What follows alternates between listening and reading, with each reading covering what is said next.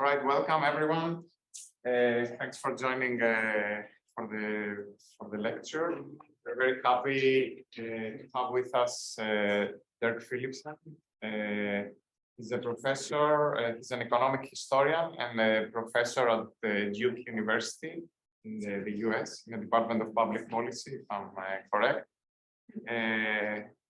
Most of us will know Dirk from his work, his book on the little big number, the history of how the GDP came to dominate the world. So it's an excellent book. If you haven't read it, you should read it, on the history of GDP.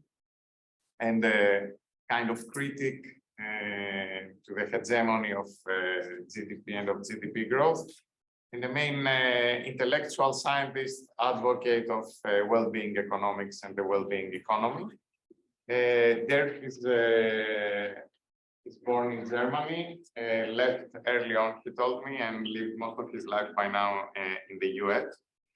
And we're very happy to get to meet him also on a personal level, because up to now we've interacted mainly through emails and through communication. So it's good. Email, Zooms. So it's good now to connect real people with the ideas that we've been following. Today he's going to present his latest work, which is on the tragedy of the commons revisited. Okay. Dirk, the floor is yours. 35 to 40 minutes, and then we're going to have time for 15 to 20 minutes discussion. It's also live on Zoom. I don't know if people have joined, but we are also recording. Thank you so much, Jorgis. And thank you for inviting me to your institute. And thank you, Jorgis, for the special invitation. It's wonderful to be here in your beautiful city that I hope I'm going to have some time to explore it further. I will try to keep it within that time frame. I just was cutting some more stuff out of my talk this morning to keep it a little shorter so that we can have a conversation. I'm old, so I work with paper. So there are no fancy slides, and I apologize for that. These days, it's a cliche to say that we find ourselves in a moment of deep and compounding crisis. Often it seems as if such a sentiment is just about the only thing people across a polarizing political spectrum have in common. Much less clear is what, in essence, the root of these crises is. Do things like the climate crisis, threats to democratic governance, social disparity, and rampant inequality perhaps have one or more common causes? Listen in at dinner, it seems to me, at any dinner or cafe conversations in small towns or cities, at debates on campuses across the globe, or sample-informed opinion pieces in newspapers and journals worldwide, and the list of possibilities is long, ranging from human nature, consumerism, the idea of divine dominion, greed, fake news, neocolonialism, the fossil fuel industry, the loss of morals, to neoliberalism, tribal thinking, heteronormativity, and of course, capitalism. I'm a firm believer that one's solutions can only be as good as one's understanding of the underlying problems. Replacing a dirty diesel engine with sleek solar panels on a train racing towards the cliff does not prevent disaster, for it does not address the causes of the problem. Escalating threats demand answers. As the transformative activist Paul Raskin put it in Journey to Earthland, this is true regardless of whether such threats leave us feeling merely uneasy or trapped on a detonating powder keg. What then so often seems to prevent us from having a serious conversation about causes? The original sense of the word radical means going to the root, as you all know. At the very time we need to dig deeper in order to understand what we face, a standard request, on the other hand, is to be realistic, to acknowledge the narrow boundaries of what is presumed possible, to submit to conventional wisdom. And yet one can be realistic or one can explore causes. They represent two very different paths, I would argue. Installing solar panels on the runaway train, again, to come back to this analogy, is realistic but far from sufficient.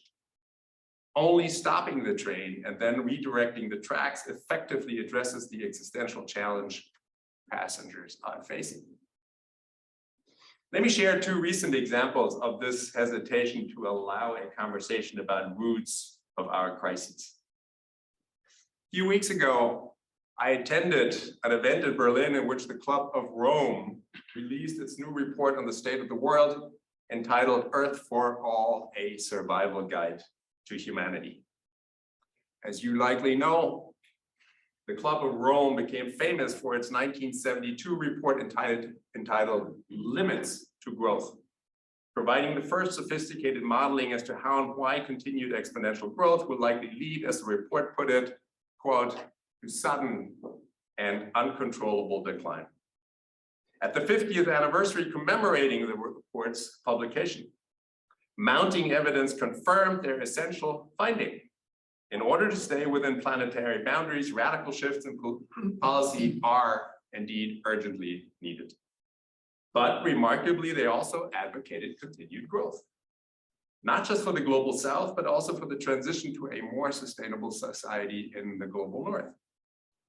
Repeatedly, they pointed to operating within presumed political realities today and carefully avoided any conversation about deeper causes. No one said, for instance, even though the 2022 report clearly suggests this conclusion, that we have, in the 50 years since the publication of the Limits to Growth, effectively moved from limits to the end of growth.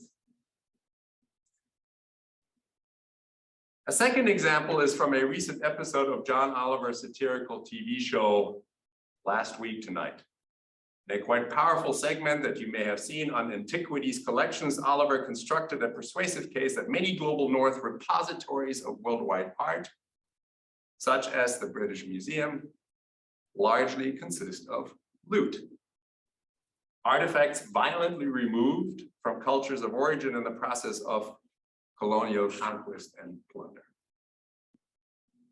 To him, it was obvious that the items thus stolen should be returned. Yet he did not follow the implications of his own argument. He did not point out that the entire British Empire was built on plunder and conquest, not unlike all other empires. They started with Ireland and moved outward, turning land and often people around the globe into property. Oliver's program says, look, people, this art was obviously stolen, so return it. He did not say, all great wealth can be traced back to an original act of violent expropriation, so return it. I can only speculate why a conversation about deeper causes often seems so difficult, resisted by many and routinely dismissed as too radical or too unrealistic. There are many possible reasons. We want to be seen as mature and serious. We have to compete for scarce funding sources at foundations and government agencies, not known for their radicalism. There's also very real pain associated with comparing the worlds that could be to the world that truly is. I would love to hear your thoughts on this later. Nevertheless, given the growing number of existential challenges and threats we face, I have, perhaps not unlike you, long searched for origins of our biggest challenges. Over the last 4 decades, my path threaded through anti-nuclear activism, becoming an environmentalist by conviction, if not always by deed. I flew here. Training as a social historian and political economist, and more recently having written a book on the historical roots and consequences of the world's most powerful modern metric, GDP, or what in Spanish I think is called PNB, or Producto Nacional Bruto, or PIB in Catalan. One conclusion that stood out: GDP is the exclusive, universal definition of what we call economic growth today. It is a terrible metric for measuring well-being, but actually a quite excellent metric for capturing what matters in capitalism: profit and growth. My talk today draws on these varied experiences and is intended to contribute to our search for roots. So I start with a claim likely familiar to many of you. Though based on complicated data and grounded within a constantly shifting environment, it is a claim backed by enough evidence that the precautionary principle, I think, would require us to act on it. The claim is simply this: the overall costs of economic growth today are higher than its benefits. Indeed, we may have reached a point where continued economic growth poses our biggest existential threat. Now, importantly, this is not true only for the rich global North countries, but also for those in the global South. Here too, growth can cause poverty as well as alleviate it. Indeed, poverty in the global South was not some kind of natural phenomenon, but as research now shows, was largely created by the very growth built on exploiting land and people, including enslavement and the complete depletion of so-called natural resources. Clear-cutting forests in Indonesia or Brazil, for instance, creates significant GDP growth, but also inevitably leaves devastation and poverty in its wake. Those who got rich off the timber, meanwhile, have moved on. As much as the global South needs resources, in short, economic growth is a terrible metric for the kind of progress most needed. At a minimum, anyone who cares about the well-being of people and planet needs a conceptual frame different from and more substantive than growth. Growth in all economies today is expressed in money. Money made with more output of goods and services, be they good, like food crops or medicine, or bad, like weapons or oil rigs. All come with a material and energy footprint. Economist Kate Raworth is absolutely right when she says that exponential economic growth is a graph so dangerous that no economist wants to talk about it. The graph makes clear why a few renegade economists have called the idea of exponential growth on a finite planet simply insanity. Yet all of us, to one degree or another, are now part of this insanity. As citizens, we become consumers, like it or not, because modern life is no longer possible without buying cars to get to work, smartphones to stay connected, treadmills to stay fit, takeout meals to save time, fast fashion to fit in, stocks to prepare for old age.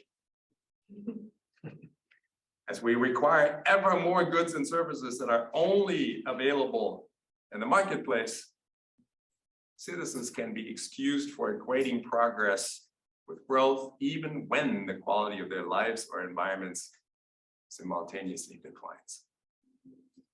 One central dilemma the world faces today is that all global economies are dependent on this growth regime. Today, we are dependent on a regime that leads to the destruction of our biosphere. This is true independent of how many people understand this danger. So thinking about how and why this dependence to growth came to be, I suggest we look at another reality, one that I will argue has fallen largely out of public conversation, for most people simply assume it to be a fact of life. Indeed, what little debate there is about this reality is only about who should be in control of it, not whether it should exist in the first place. This is odd, for this is a reality, as I will argue, that has at least three core characteristics. One, it is fundamentally unethical. Two, it is destructive. And three, growth-driven capitalism could not exist without it. Indeed, it may in large part historically exist only because of it. The reality I'm talking about, of course, is property. My argument will be something like this. Property is both cause and manifestation of the growth regime. Growth, in turn, requires property as much as it spawns an ever-widening web of property relations. Put differently, I don't think the global system of exponential growth, as destructive as it inevitably is, can be dislodged from modern economies without fundamentally reconceptualizing property rights. Today, we live in the succinct summary of the indigenous author Julian Brave-Noy's Cat, quote, in a world dominated by the principle of private property. From high above, continents now appears an endless property patchwork of greens and yellow farms, beige suburban homes, and metallic gray city blocks. No doubt. Property is a foundational representation of what in modern academic jargon is designated as capitalist hetero-patriarchal modernity from the 15th century forward.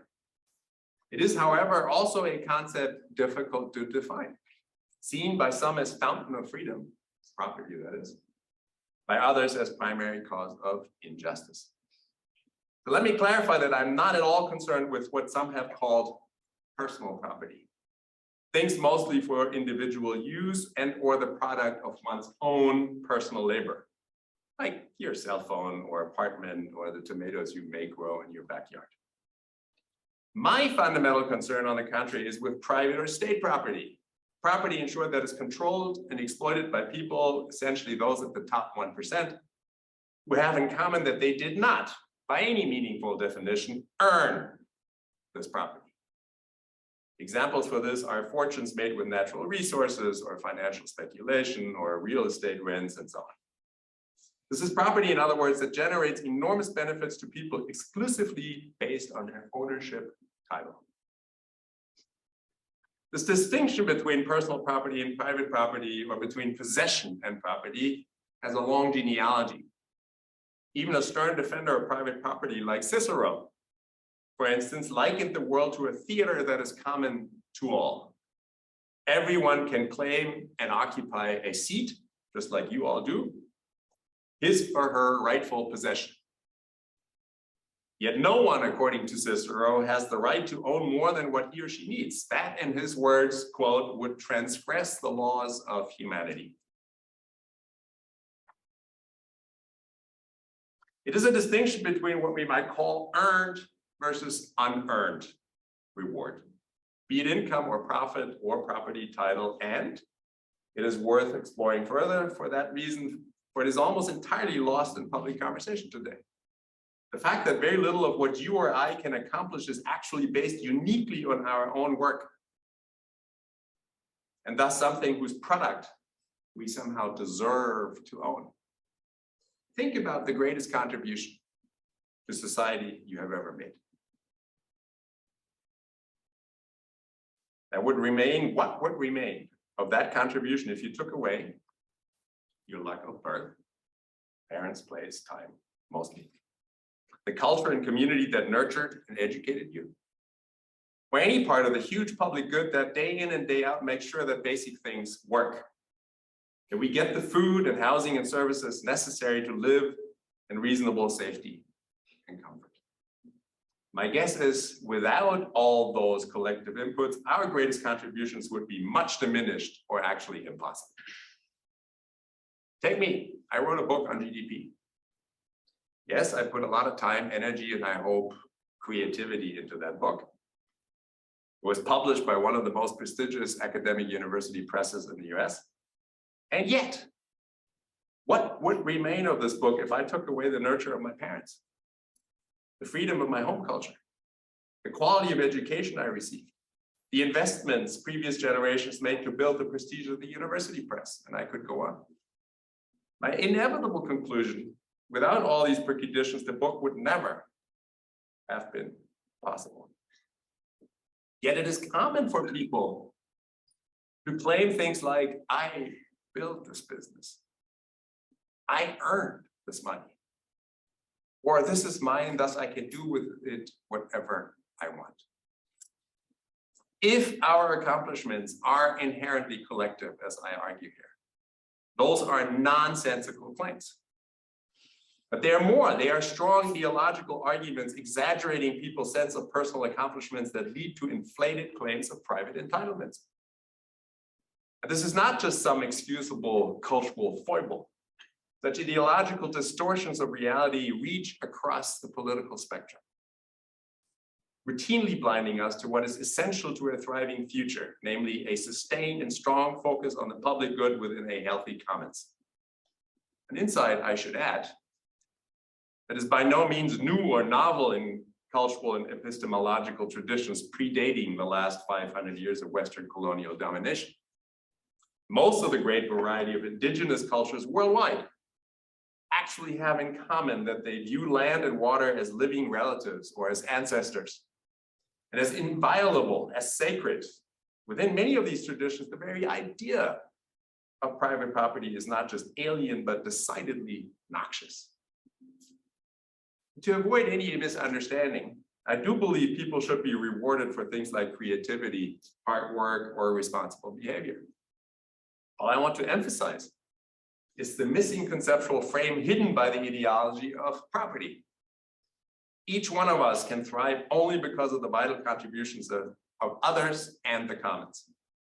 The hundreds of millions who for generations have acted out of an ethos of responsibility, care, and reciprocity. The regime of property, meanwhile, centers private gain to the exclusion of the common good. The title of my presentation refers to a concept that has become a household term in educated Western circles: the tragedy of the commons. Coined in 1968, in a 1968 essay by the same title, it represents the idea that land and resources need to be owned as property, for otherwise they will fall to the voracious appetites of the commoners, inevitably leading to tragedy. The author Garrett Hardin was a mediocre scholar and white nationalist who believed society should resist helping poor people to avoid, quote, proliferation of the less able and less provident. Not surprisingly, he advocated replacing all commons with private property. Contrary to what is still taught in most Western economics departments, however, what he called tragedy is caused by the very opposite of what he claimed. It is caused by the private, not the commons. It is the calamity in which, as many critics have pointed out, nature becomes property and people are, as Dr. Martin Luther King warned, thingified, turned into things. Marx spoke of capitalist development in which all that is solid melts into air, all that is holy is profaned. Eula Biss framed it well in her recent New Yorker piece when she wrote that, quote, what Hardin considers the inherent logic of the commons is actually the logic of capitalism, the dominant logic of our time.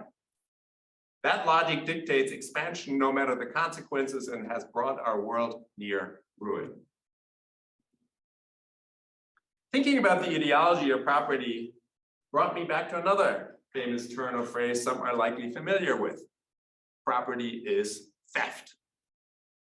It originated with French philosopher Pierre-Joseph Proudhon. He used it in a book published in 1840 that was squarely focused on the question of what is property. Widely read and celebrated by many influential thinkers in the past, ranging from Karl Marx to Henry George and Rosa Luxemburg, Leo Tolstoy went as far as claiming that Proudhon's work told the absolute undeniable truth about property. But it was the underlying claim Proudhon made that really interests me here, where it has, I think, really wide-ranging significance. His claim was that private property and justice are mutually exclusive terms. They cannot exist at the same time. Proudhon made a similar distinction I clarified earlier between possession and property. Possession for use or personal property was, according to Proudhon, not only legitimate, but in fact, essential for a free and just society. This was precisely his point. Before we can speak about justice, everyone must have the ability to access what he or she needs to live. Before we can speak about freedom, everyone needs to have the independence that comes from being in possession of basics to thrive. The fruits of one's own labor and a small claim on the world based on being human. Or as Proudhon put it, slightly paraphrased, if we can call slavery a form of murder, where it robs a person of his or her personhood, we need to call property theft. Where it robs the majority of people of the ability to thrive, literally wresting from their hands the food, the land, the water necessary for an independent life. I think Proudhon's case is solid both logically and ethically. Following good philosophical practice, he demonstrated why all defenses of property as natural right, as precondition for liberty, or as the rightful reward of one's labor were built on faulty reasoning. And I can go into that later if you like. What Proudhon's critique adds up to is a foundational ethical question. How can there be justice in a world already carved up so that all the essentials are owned and controlled by a small minority, long before any of us were born? What justification can this minority use to routinely deny the growing majority access to life's essentials, while simultaneously plundering what people need for a good life in the name of economic growth? This critique of property as something that currently represents both foundational idea and reality of modern societies is more relevant than ever, I think. As the scale at which capitalists privatize and commodify land and people today dwarfs anything present in Proudhon's day. Proudhon's thinking also intersects with an important idea that Jason Hickel has recently developed, namely that capitalism's growth regime based on property is a scarcity-producing machinery. If people had access to commons for the essentials of life, to food, water, land, community, we know from history, they would become largely useless to the capitalist growth regime. Only scarcity can hook people on ever more socially necessary goods, things like cars, cell phones, computers. You heard of cuddling stations, people selling their bodies, offering essential human contact to those bereft by loneliness? Or as one looks around any public space surrounded by people staring at their cellular devices, do we know what happened to our lives now dependent on a device that did not even exist 50 years ago? Not just taking possession of our time and attention, but in the process turning us from consumers into products ourselves. Property of Meta, Google, Amazon, or any number of hidden data miners. Now, questioning capitalism and the growth regime, then going further and questioning the concept of property underlying this regime makes one, I'm afraid, rather marginal in polite political conversation. For most, it seems crazy, too radical, and in any case, completely unrealistic. When you then propagate visions of life in which everyone has what they need to prosper through something like a universal dignity share, preferably in a world without borders, working no more than 15 or 20 hours a week, all the while using far fewer resources than modern capitalist economies do today, even some of your closest friends might leave the room. Given our current politics, this is not surprising. Our understandings of what is possible are inevitably shaped by severely truncated political and ideological environments that ignore thousands of years of cultural wisdoms. To widen our vision of the possible, however, one does not even have to go back that far. I'm always reminded of this when I think about my recently deceased father, born exactly 100 years ago, in a village with no electricity or cars. Had someone asked him at the age of 24 in 1946 to imagine the world of today, cities organized around the needs of cars, not people, the knowledge of entire libraries in people's pockets, satellites crowding the skies, AI on the cusp of hacking humans, well, he would likely have dismissed such scenarios as simply fantastical. Here, another reality might help. In the summer of 1989, I interviewed dissidents within the Soviet sphere of domination for my first book project. At the end of the conversations, I always asked them whether they thought Soviet-style one-party communism would come to an end at some point. Without exception. My respondents looked at me as if I had completely lost my mind. The common response was, certainly not in my lifetime. 3 months later, the Berlin Wall fell. 2 years later, Soviet communism imploded and disappeared. Lived reality has a way of crippling one's imagination for all of us. Following historical precedent, I think it is safe to say that the end of capitalism is indeed near. How it will end, we do not yet know. That we should be prepared for a transition to something different, to me, simply seems prudent. If we don't come up with regenerative ideas for what can replace capitalism's steady logic, share them widely, and develop these ideas with democratic input, those from the old colonial school of extraction and domination are sure to step into the void. One irony is that the very apologists for a system that is the most unrealistic for our survival are the ones who most vociferously denounce as unrealistic the people who try to generate necessary alternatives. It is like the cancer dismissing the urgent pleas of the body, for the cancer cannot think outside of its own logic of exponential growth. I know little about political organizing and what it will take to generate the momentum necessary to replace the property-based growth regime. And what I think I know often turns out to be wrong. As a historian, I do know, however, that just in the last 100 years, profound changes have taken place that few, if any, expert predicted. Indeed, sometimes the opposite of what experts predicted came true. See only among dozens of examples I could give you the before-mentioned sudden collapse of communism in the Soviet Union. What we collectively do know, however, is that we have an existential need to rethink fundamental questions about the human experiment. How, above all, can we make sure that future generations will get an opportunity to figure out a good life on a livable planet? Focusing on the well-being of future generations, it seems to me, leads to the ethical imperative to stop causing irreversible harm. This in turn requires rethinking of the purpose and functioning of an economy as something that provides for the common good, not private gain, that serves people, not property owners, that advances well-being for all rather than growth and profit for the few. An economy, in short, based on the collective common good rather than the needs of its owners. To do so, as my argument requires abandoning not only the growth regime, but the cult of property, where that cult's core characteristics include that it, 1, directly pits people against each other, 2, corrupts those who control it, 3, leads to destructive and unsustainable growth, and 4, robs most earthlings of the essentials of life.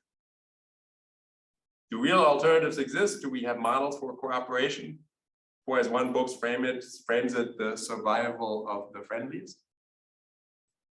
As many of you probably know, there is a large and expanding literature on this question, representing a variety of promising paths ranging from degrowth to eco-socialism, ecofeminism, bioregionalism, decolonization, and of course, commoning.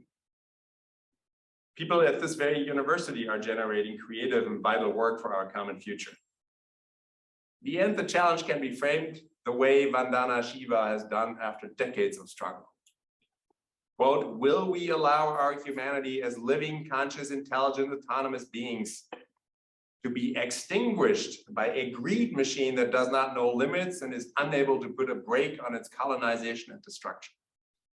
Or will we stop the machine and defend our humanity, freedom, and autonomy to protect life on Earth? Let me close my remarks by trying to summarize some aspects of this growing body of work about post-capitalist futures. George Monbiot perhaps captured the challenge we faced best when he called for a new story that allows people to imagine a different future, one built on the ultimate strength of humans, namely their ability to cooperate. I think it is important to start by acknowledging that we have not yet quite constructed such a story. On the contrary, most current political debates continue to take place within the narrow boxes of old stories, which have in common that they have taken for granted the nation state, property, and of course, the need for economic growth. Any successful story, news story, I think, would have to address 3 core challenges. What does a viable economic system look like that allows for prosperity for all without requiring growth? 2, what systems of governance can allow for the broadest possible freedom to create a great diversity of political and cultural forms? And 3, how to develop forms of social and political organizing that can effectively counter concentrated power today. These are large and complex questions that will require an enormous concentration of attention. All will compel us to address property head-on, for all are grounded in vast inequalities of wealth, access, opportunities, and freedoms that current regimes of property have generated. A common future cannot be built if the commons is already occupied, controlled, and depleted by the few. Basic argument. Activists and scholars are exploring many possible pathways to reverse this concentration of control and domination and instead empower the many. A universal access guarantee for things we need to thrive, what I earlier called a universal dignity share. Limits on wealth accumulation and income. An end to the kind of wealth inheritance that both perpetuates and exacerbates inequality. And yes, radical ideas like open borders that give people the same freedoms that goods, services, and capital already enjoy.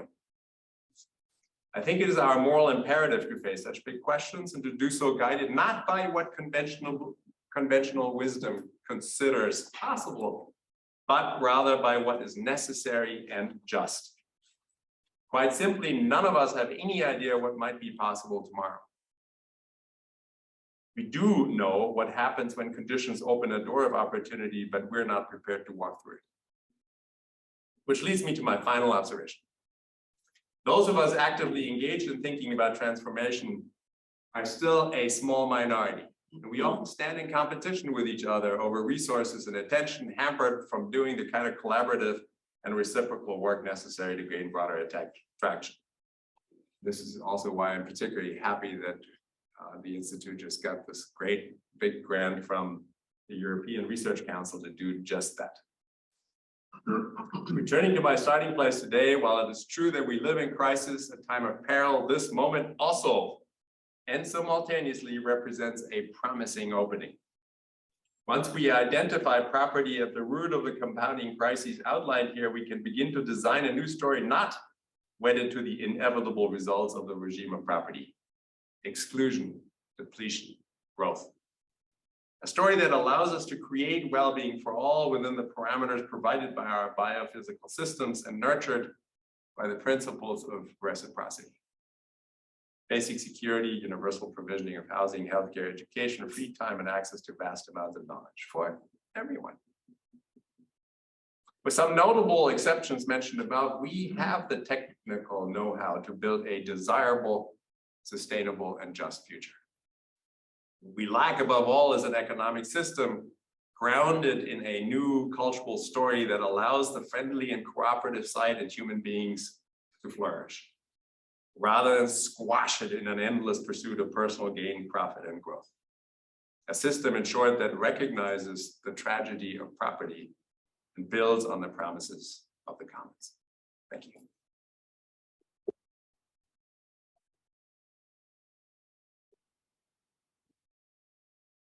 We have 15 minutes or more for conversation. Feel free to raise your hand and ask questions.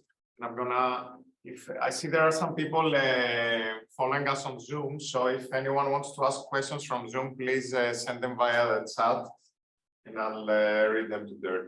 So, questions? So I have the tomatoes in my backyard, and then the property you mean is the one owned by the 1%. Focus on this. My question is, in between, for instance, I see not really private property by, a cooperative. This is a sort of collective property. Because also the way it works, a cooperative is not $1, one vote. It's one person, one vote. So it might look a little bit more like, for instance, a common institution. So how do you place cooperatives in this argument you have against So as you probably know, huge big books have been written on how to define and how to regulate and how to legalize and so on and so forth, this term or this understanding of property. So my question is less a technical question than a conceptual answer. And so the problem is that you have property that is, as I call, unearned. And that is essentially nothing other than the right to exclude others from primary use. Now, cooperatives, as you also know, exist in a lot of different varieties. But in the larger scheme of things, cooperatives in no variety are the actual problem. Right? The concentration of power based on property is all not a cooperative control of property. And so, we can think about the technical details of all of that, but my main point literally is that everybody needs to have some, the first precondition is that everybody has some form of access to what he or she needs to thrive. And we can, again, there are lots of different ideas as to how to do that. And I like the universal dignity share just simply because it's not income. Income is a terrible way to frame this conversation, I think. But it is the idea that as human beings, as earthlings born on this planet, we just simply have a right to have access to the things that we need in order to thrive. And where exactly that is, and when you have a house that is $1 million, like, is this a little too much maybe, and so on, I don't know. What I do know is that we can't pass it on to future generations, right? This very idea that people hoard and accumulate enormous amounts of wealth based literally on stealing and exploitation and so on and so forth, and then get to pass this on to the next generation is just insane. And so that's not a very good answer to your question about cooperative wealth, but I would initially not at all be worried about that. But, yeah. Oh, Mariana had raised her hand, so I'll keep track a little bit. Okay. Yeah, Mariana. Thank you very much. I really enjoyed the narrative and how you build different ideas. I just, when you were asking these big questions of, okay, we need a new economic system, we need a new form of governance, I was wondering, I know it's also, we don't know what will happen in the future, I agree, but I think we need to maybe open up to another challenge, which is living in a diverse economic system, a diverse forms of governance. So it is plurality that's a layer of complexity. And maybe there's already nowadays different ways of handling commons and so on.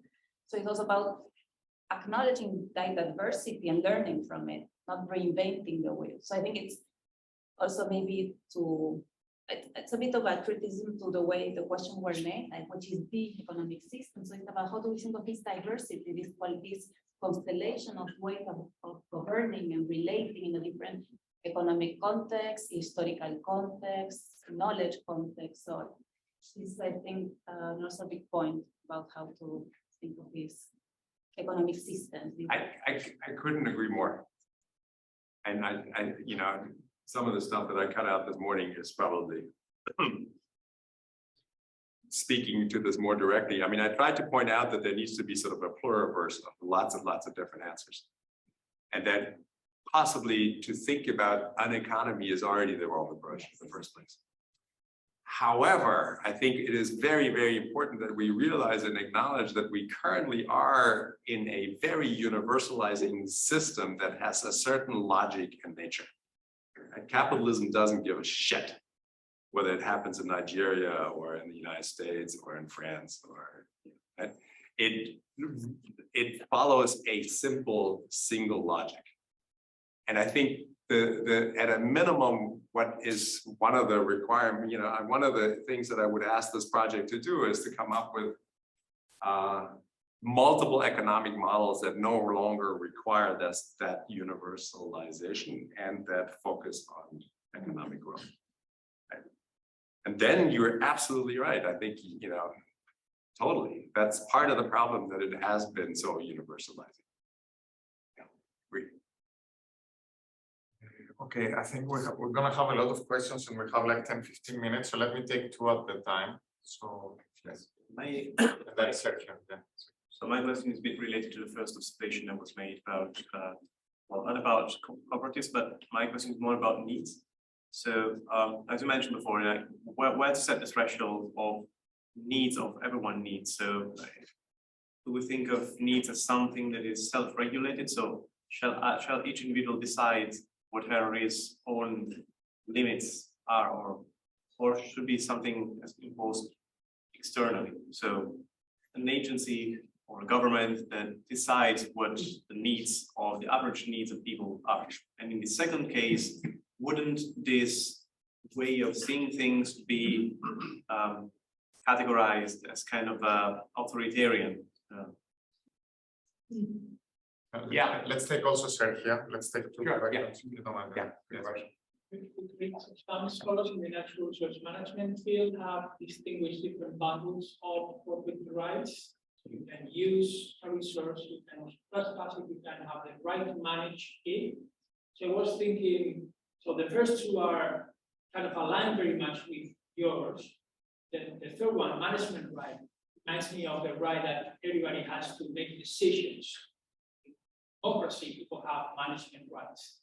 And then I was thinking about human rights, right? And we tend to associate property to rights, and I wanted you to maybe have your opinion about whether they always go together. No, are human rights a form of property? Yeah, wow, all good, super good questions. Let me see whether I can provide some useful commentary. I mean, one of the things that I have learned from just sort of tipping my toes into indigenous scholarship is that they very often don't talk about rights but responsibilities. Right? And then the world really begins to look very differently when you begin to talk about responsibilities we have towards each other and towards nature, right? Rather than rights. I don't think property should be a right, and certainly not a human right. I have also no interest in prescribing to anybody what their needs are. And again, you know, let's just be clear about some very fundamental things. We have on this planet, even with 8 billion people, enough to make sure that everybody has sort of a solid plot of ground to stand on. And this includes good healthcare, good education, good housing, good all of it. Right? I'm not even all that particularly interested in exactly defining any of this, right? And what you would do with what the universal dignity share would give you, it's completely up to you. I mean, that's the charm of it. That it would get us out of this situation of living in scarcity and living in fear all the time. Get us into a moment where we can actually begin to have a free conversation about how we want to live. Right? And that would yield an enormous diversity, far beyond anything that we currently know as diversity, I think is inevitable and great. Now, like, look, I've been part of conversations, for instance, about like what would be the floor of a universal basic income? Like how much should this be? And should it be the same in Nicaragua and then in like Germany? Yeah, I don't know. And what should be the ceiling, right? Should be the ceiling like, I don't know, 10 times as much as the average worker makes in your business, 15 times as much? I really don't give a shit. Right now, it's like thousands of times more. It's crazy. And so we need to bring it to some kind of reasonable level. And then we can have all the democratic conversations and differently held in different cultural contexts about how exactly to play this out. And I think that the model in Spain would probably definitely be different from the model in the United States. And that's perfectly fine. And the United States may actually break apart soon anyway. And then there may be two. Because there are the fascists, and then there are people who are hanging on by their toenails right now. And I'm not kidding. There's a whole big party that is currently on the verge of gaining power again that is no longer a democratic party. I hope you realize this. It's not just Italy. So, yes, absolutely, I don't want to define it. But I think we need to create some kind of floor, and when we do have that floor, we can really begin to have serious conversations about it. And that inevitably needs us, it requires us to ask very radical questions about property. What we currently do with property is just simply insane and totally unfair. Okay, Giacomo and Andy, I don't know if anyone else wants to raise a hand. You do, okay, so we're gonna finish with 3 questions. So we're gonna take all 3, search for that. So we'll take all 3 questions now. Yeah, I'm gonna take out my pen. Oh, I didn't see if there was anything in the chat. Give me a second. Start for this. No, there's not south actually. Looks like it's Nothing. lower right. If you Lower right, go where? Up on the panel, see the chat, Alt H, it looks like. In the window in the lower right part of the screen, and for the upper part of that, it says chat. Up, Go up there. No, there's not south. Perfect. Okay, so let's finish with that. These three questions. Okay, more than a question, I want to raise a couple of comments. First of all, I mean, you have emphasized a lot, and also answering to Claudio, for example, the aspect of exclusionary tool, not the private poverty is tend to exclude. But then my first reaction is that one of the first principles of the Hague principle of Ostrom, for example, is that commoners tend to exclude, and in this way also they guarantee their durability. So exclusion, I don't see any problem with exclusion. In this sense, my second comment is that it seems to me that your narrative ended up to be too structuralist. Somehow it's related to the aspect of agency and how we are able to articulate structural process and agency at the same time. That it's probably what we lack as we, the people that are trying to think of alternative way of managing economy, society, and so on and so forth. Why I say that? Because again, Claudio also was commenting this at the beginning. No, what has become property and entitlement that allow a 1% is different of how the people normally perceive the idea of property. Just to give you an example, if you think of being an owner of a house in Barcelona, most of the people will say to you, well, I need property at least to defend myself from and this Claudio will blame me, to avoid that people occupy my house. Yeah. And so the idea basically here, the idea is security. And that, again, I don't see any problem in the fact that people search for security in their life. And the entitlement of property guarantees somehow most of the people this sense of security in face of, for example, an occupation.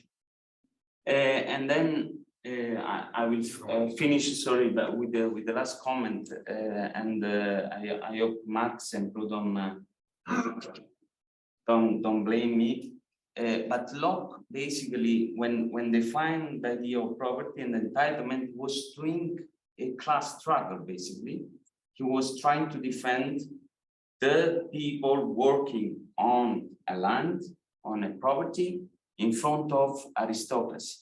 So basically, also the idea how the people that were thinking of the property in from a theoretical point of view, was part of a struggle. So today, I don't think that the struggle to transform the society is about thinking of abolishing private property, but thinking of a different way to guarantee security, for example, to most of the people. Amen. Thank you so much for this talk. I couldn't agree more with you, and I'm so glad to hear a voice like you. I had a question about the third question you ended your talk with, which is about political organizing. Mm-hmm. And I was wondering if you had thought or encountered in your work, who would be the agents of dismantling property or private property? Who would lead this transformation? Would it be small collectives, indigenous communities who we see increasingly more marginalized? I know there's a whole give back the land, demand. And so my question is, we are in the current world, we are increasingly in more nationalistic states. Borders are only becoming more strict. within academia, I want to say that the idea of asking authors to publish and the whole neoliberalization of the university system itself. So I mean, people like us who advocate for dismantling property are actually part of a system that propagates it. So have you encountered any of, or do you have any hopeful ideas of how we can actually think about who would lead this change? So that was kind of my question. Great question. Yeah, thank you. Last one. Yes, my question actually is very related to Annie's question, but maybe a little bit broader. In the first part of your talk, you kind of, I don't think you maybe mentioned it explicitly, but there's this relationship between private property and power, the power to exclude, the power to exploit, and to inflict violence. And so my question is, in this endeavor to dismantle private property, how would you contend with this unequal or differentiated power dynamic? So these are all three, again, great questions, really important questions. Let me start with you, and I thought that I had addressed some of those questions in the talk, but in case I didn't. The problem with the liberal tradition, Locke included, is that it consists of a component that is very, very good and a component that is very bad. The component that is very good is about security, right? I mean, even for an American like Thomas Jefferson, right, his idea of democracy consisted of people being independent. And what was that independence all about? It was about having the house or having the farm so that you could have an independent living that made you independent of those who would otherwise have to hire you. And I don't have any problem with it. Where Proudhon comes in and moves beyond liberalism in a very important way is to say, but that's where it needs to end. Right? This cannot just go on that you own more and more, and that some people do in Texas, they own half of Texas, right? They have a ranch with God knows what, and billions of dollars. Right? So the question is exactly the one of security. And I am not opposed to the idea that you have personal property, in part in order to not just earn what you have worked on and not just use what you need in order to thrive, but also in order to make yourself independent. But this is not at all the issue here. The issue here is that we have vast concentrations of power in this world that is exclusively based on property. Okay? And on property that is not at all about security. It is about pure exclusion. And so Ostrom, for instance, made a very important distinction about exclusion.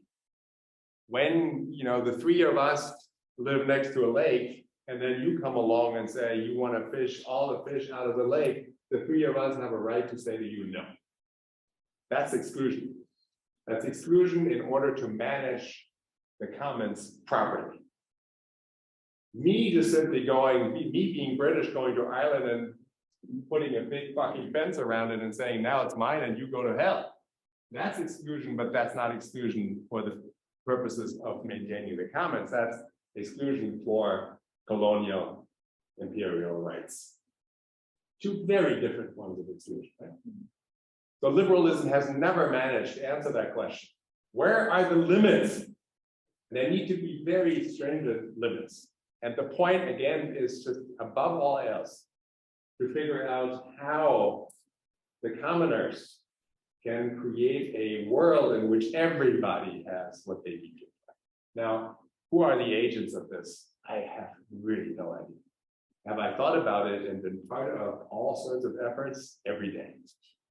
Are there lots of hopeful signs out there? Right? Young people taking to the street, young people being open to this message of a critique of growth and property all over the world? Absolutely. Are there so many indigenous struggles right now, just in the United States, that are super hope-inspiring and super vital and full of energy? Absolutely.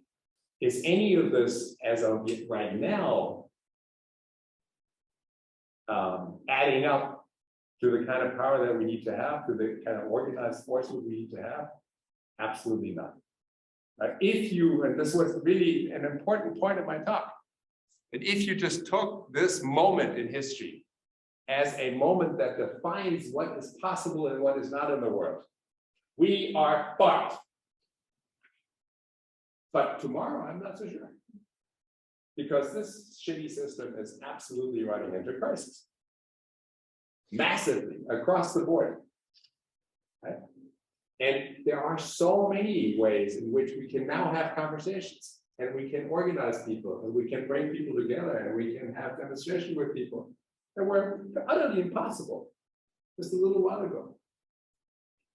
So I don't know yet what that is like, what that is going to look like. But I do know that we need to organize, right? We need to have the academics and the scientists thinking about transitions, like what are the transitional steps and how can we make this work?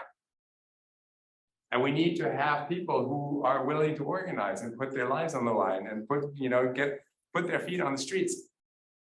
And we need to have friends in power, probably, right? And so on. Because there are even some people in power I know, right? I work at one of those private universities where you hang out with people who are rich and powerful all the time. And it's amazing. Some of these people are completely schizophrenic. Because they know we got a problem. They know we have to do something. And then they go back to work and go, what are we going to do? I don't have any alternatives. Because they don't know either. So this is my point about, we all know this to be a crisis. But what we're very short on is like, okay, what actually could we do here? And I am arguing that if we begin to seriously have a conversation about what to do next, we cannot leave property out of this equation. Because otherwise, we're just going to be another version of liberalism. And it's just not going to cut it. It's never going to go anywhere. Right? Very much along the lines of what the degrowth argument is, that we cannot avoid talking about economic growth. Because that too never goes anywhere. Because that is the other elephant. I wish I had, like, the contact information on my phone for the people that we can call up to make this happen, but I don't. Thank you, Dirk, very much.